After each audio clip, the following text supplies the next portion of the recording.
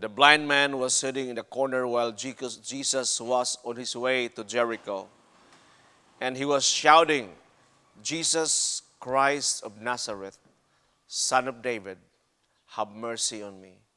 And Jesus called him. Though he was being rebuked at first, but he shouted all the more. That rebuke was not stopping him, but all the more he called up Jesus, have mercy on me, Son of David. And Jesus commanded his disciples to bring him and to him. And he said, what do you want me to do for you? And the blind man says, I want to receive my sight. And Jesus said, receive your sight. And the blind man was able to see. How many of us today, though we don't have defects with our eyesight, but our hearts cannot see the things of God? There was a man who was known in the Bible in the name of Paul. Though he was a member of the Pharisees and he is a teacher of the law, yet he was not able to see Jesus, who Jesus is and who Jesus was, until such time Jesus personally appeared to him and healed his blindness. But his blindness was not physical blindness. It was spiritual blindness, that no matter what kind of teaching and preaching Jesus did during his time, Paul cannot see and Paul cannot hear.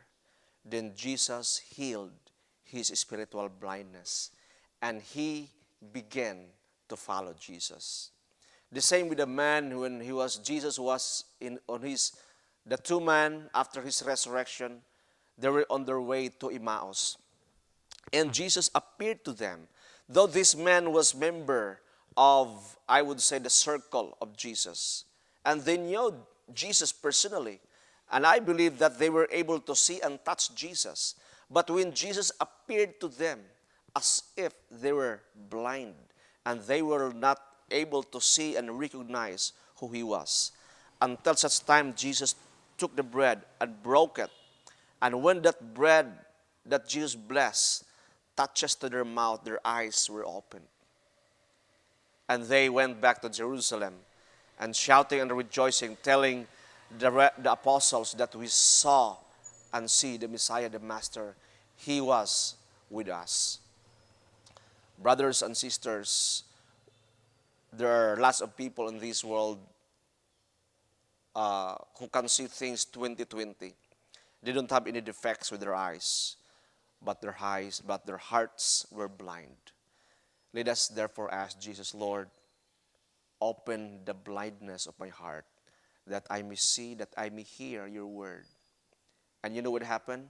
When those people see, when Jesus opened their eyes, the eyes of their heart, and when Jesus opened that blindness from them, you know what they did? They follow him. It is the same challenge with us today, though we can see, but some of the people still refuse to follow him. The best way to do in this life is to follow Jesus. Not just for a day, not just for a week, but it's a daily decision that we have to follow him each and every day for our entire life. And we have to encourage our family members to do the same. Please stand.